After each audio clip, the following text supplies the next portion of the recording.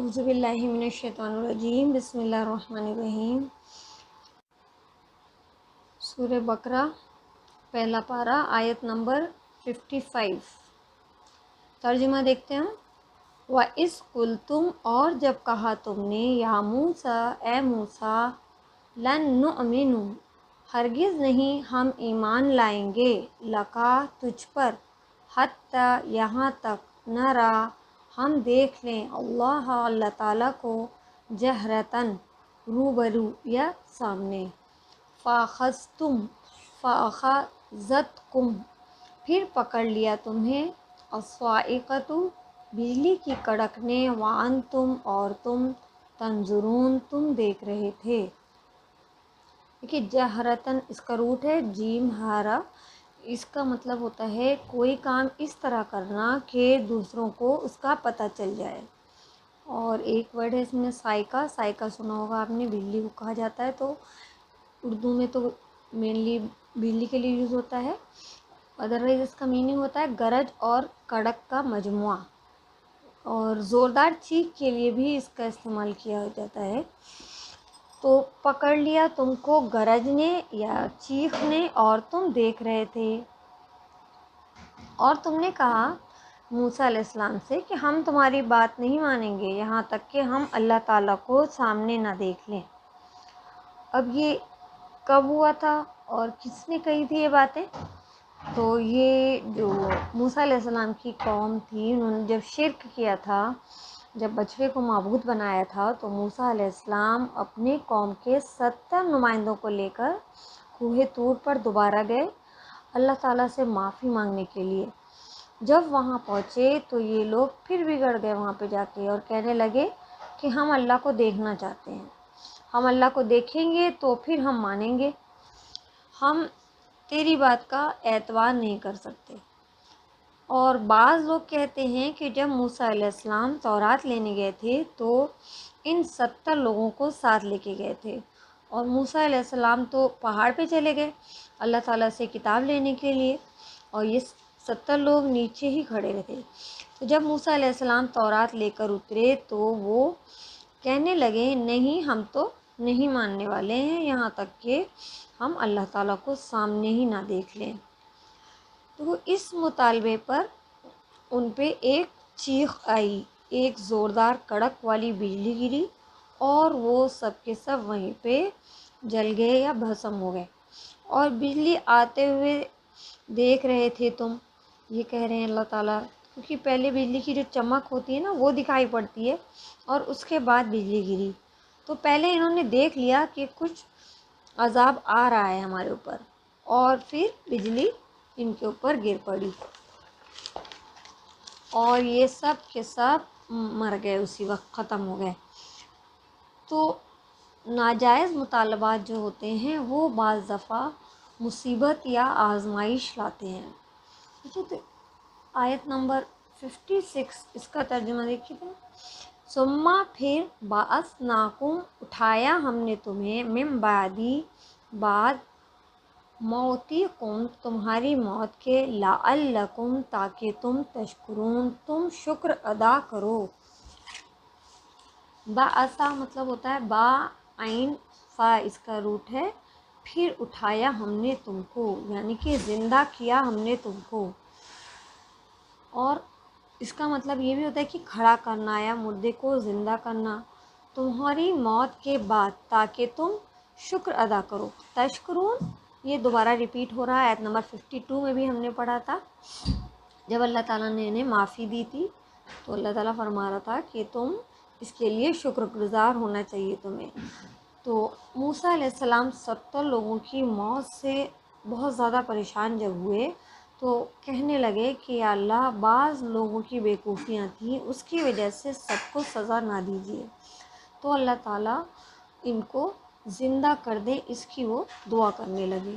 تو اللہ تعالیٰ نے اتنا بڑا معجزہ کیا کہ ان مردوں کو پھر سے زندہ کر دیا۔ ویسے تو سب مرنے والوں کو کب زندہ کیا جائے گا؟ قیامت کے روز، ایک دن وہ ہے جب سب مردوں کو اللہ تعالیٰ زندہ کرے گا، لیکن آپ نے کبھی کسی کو نہیں دیکھا ہوگا کہ کوئی مردہ جو ہے اس کو اللہ تعالیٰ نے دنیا میں ہی دوبارہ زندہ کر دیا، کیونکہ کوئی مرتا ہے، لوگ اتنا اتنا روتے ہیں، اتنے دعائیں کرتے ہیں، لیکن کبھی بھی یہ نہیں ہوتا کہ کوئی دنیا سے جائے یا مردہ ہو تو وہ واپس زندہ ہو جائے۔ لیکن یہ اللہ تعالیٰ کا بہت بڑا معجزہ تھا۔ تو ہمیں کیا کرنا ہے کہ اللہ تعالیٰ کے جو نعمتیں ہیں ان کا شکر ادا کرنا ہے، اور ان میں یہ بار بار بگاڑ آتا کیوں تھا، ہر تھوڑے سے موقع کے بعد یہ بگڑ جاتے تھے۔ اصل میں جو یہ زوال یافتہ لوگ ہوتے ہیں نا، جو چھوٹے ذہن کے کم ظرف والے لوگ ہوتے ہیں، تو یہ تھوڑی تھوڑی بات پہ بگڑ جاتے ہیں۔ ایک ہوتے ہیں وسیع ذہن والے اعلیٰ ظرف لوگ، وہ بات بات پہ ناراض نہیں ہوتے اور چھوٹی چھوٹی باتوں پہ ریئیکشن نہیں کرتے، اور جو چھوٹے ذہن کے لوگ ہوتے ہیں وہ ہر وقت بہت ریئیکشنری ہوتے ہیں اور ہر بات پہ ریئیکشن کرتے ہیں۔ اس میں ایک بہت امپورٹنٹ فیکٹر ہوتا ہے کہ کسی پرٹیکولر کی اپ برنگنگ کیسی ہوئی ہے، اس کو براٹ اپ کیسے کیا گیا، کس ایٹماسفیئر میں، کس ماحول میں وہ بڑا ہوا ہے۔ کہ بنی اسرائیل جہاں پہ براٹ اپ ہوئے تھے، جہاں بڑے ہوئے تھے، وہ ایکچوئل میں غلام تھے، فرعون نے انہیں غلام بنا لیا تھا، مزدوری کرواتے تھے، تو ان کا مزاج ایسا ہی ہو گیا تھا کہ بات بات پہ وہ آپے سے باہر ہو جاتے تھے۔ ادھر مان رہے ہیں، اتنے بڑے معجزے دیکھ رہے ہیں کہ سمندر کو اللہ تعالیٰ نے پھاڑ دیا اور یہ غلامی سے ان کو نجات دلائی اللہ تعالیٰ نے، اور دشمن کے چنگل سے یہ نکل آئے، اور ادھر موسیٰ علیہ السلام جیسے ہی تورات لینے کے لیے کوہ طور پہ اللہ تعالیٰ کے پاس گئے تو انہوں نے پیچھے کیا کر لیا، ایک بچڑے کو معبود بنا لیا، خود کو یہی بھول گئے کہ اللہ تعالیٰ نے کتنے بڑی مصیبت سے ان کو نکالا ہے، اور وہ اللہ تعالیٰ کو ہی بھول گئے اور کیا کیا، دوبارہ سے وہ غلطی پھر کر بیٹھے۔ اب کیا ہوا، اب جب انہیں یہ ریلائز ہوا کہ نہیں یہ غلطی ہو گئی، بچڑا بنا لیا ہم نے، معافی مانگی، اور پھر یہاں پہ جب وہ معافی مانگنے گئے تو وہاں پہ دوبارہ ضد کر بیٹھے کہ ہم تو یہ تورات نہیں مانیں گے، یا اب ہم یہ معافی ملی ہے یا نہیں ملی ہے، دو رائے ہیں نا، کہ ایک تو یہ اس وقت 70 لوگوں کو لے کے گئے موسیٰ علیہ السلام جب معافی مانگنے گئے تھے، یا تورات کے ملنے کے وقت ہی لے گئے، تو پھر دونوں رائے کے حساب سے یہ ہے کہ دونوں وقت انہوں نے یہ ضد کی کہ ہم اللہ تعالیٰ کو بنا دیکھے مانیں گے نہیں، آپ جو کہہ رہے ہیں کہ اللہ تعالیٰ ہمیں یہ کہہ رہے ہیں یا ہمیں یہ احکام دے رہے ہیں تو ہم آپ کی بات پر اعتبار کرنے والے نہیں ہیں۔ حالانکہ یہ وہی موسیٰ علیہ السلام ہیں جو انہیں اتنے بڑی مصیبت سے، سالوں کی غلامی سے آزاد کر کے سمندر کے بیچ سے لے کر آئے تھے۔ موسیٰ علیہ السلام سے کہتے ہیں کہ ہمیں نجات دلا، پھر جب موسیٰ علیہ السلام تورات لائے تو کہہ رہے ہیں ہم نہیں مانیں گے جب تک اللہ کو سامنے سے نہ دیکھ لیں۔ اور جنرلی جب قوموں پہ زوال آتا ہے نا تو ان کے ایسے ہی اخلاق ہو جاتے ہیں، پھر ان کے اندر نہ تو گہری سوچ رہتی ہے اور نہ بہت بڑا دل ہوتا ہے، اور نہ اعلیٰ ظرف ہوتے ہیں وہ لوگ، اور ریئیکشن بہت زیادہ کرتے ہیں۔ جیسے ہمارے جو آپ دیکھیں گے جو ہماری باہمی سیاست، جو اپنے ہم اگر اپنا ہی مواخذہ کریں، ایک ایز این انڈیویجول دیکھیں یا ایک بحیثیت قوم دیکھیں ہم اپنا، تو ہمارا کیا ریئیکشن ہے، چھوٹی چھوٹی باتوں پہ ہم ریئیکٹ کرنے لگتے ہیں، اور جو بہت چھوٹی بات ہے جسے اگنور کرنا چاہیے اور اللہ تعالیٰ کی علم کو اپنے اندر سمونا چاہیے، تو اتنا زیادہ ہمارے اندر علم کا ڈائجیشن نہیں ہے ایک طرح سے، مطلب ہم اسے جذب نہیں کر پا رہے ہیں، اس کے اکارڈنگ اپنے آپ کو چینج نہیں کر پا رہے ہیں۔ تو یہ ساری چیزیں آتی ہیں ایک اچھی صحبت سے، اگر ہماری صحبت اچھی ہے اور اچھی تربیت ہے، اور بہت امپورٹنٹ فیکٹر ہے کہ علم سے، اور سب سے بہترین علم قرآن کا ہے، تو یہ ساری چیزیں تو ان کے پاس تھی نہیں۔ ابھی تو تورات انہیں مل ہی رہی تھی، اور تورات ملتے ہی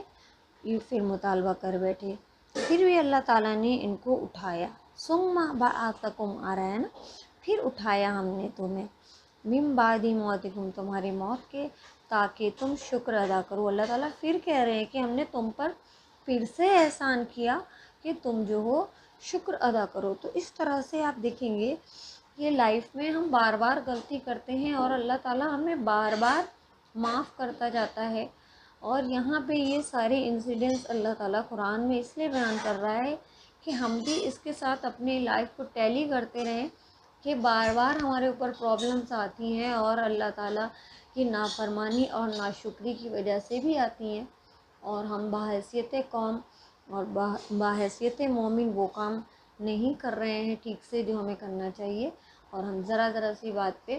بہت زیادہ ریئیکشن کرتے ہیں ایز این انڈیویجول اور ایز اے قوم، اور ایجیٹیشن ہر جگہ۔ تو ہر وقت ایجیٹیشن یا ریئیکشن سے بات نہیں بنتی ہے، بہت زیادہ برداشت بھی کیا ہے ہمارے نبی صلی اللہ علیہ وسلم۔ جو سیرت آپ پڑھ رہے ہیں اس میں آپ پڑھیں گے کہ پیارے نبی صلی اللہ علیہ وسلم نے کوئی جنگ اس وجہ سے نہیں لڑی کہ وہ ہمیں کوئی چیز پسند نہیں ہے ایز این انڈیویجول۔ تو ان کی ساری جنگیں صرف اللہ کے حکموں کی نافرمانی کرنے والے لوگوں کے ساتھ تھی، اور وہ جب کسی بھی حالت میں ایمان نہیں لانے پہ بضد تھے، اور صرف بضد ہی نہیں تھے بلکہ وہ جو ہے جو مومن تھے ان کو بھی سکون سے رہنے نہیں دیتے تھے۔ تو ایسے لوگوں سے صرف جنگ کی گئی ہے، اور ادروائز اپنی ذات پہ کئی حملے ہوئے ان کے اوپر۔ کہا جاتا ہے کہ جو سب سے چھوٹی اذیت ہمارے نبی کو پہنچی تھی وہ باتوں کی اذیت تھی، اور ہم دیکھیں کہ ہمیں تو سب سے بڑی اذیت ہی یہ لگتی ہے کہ فلانے نے ہمیں یہ کہہ دیا، دھماکے نے ہمیں یہ کہہ دیا، اور یہ باتیں ہم بار بار ریپیٹ کرتے رہتے ہیں اور اسی کو سالوں سال دل میں رکھتے ہیں۔ اور اگر ہم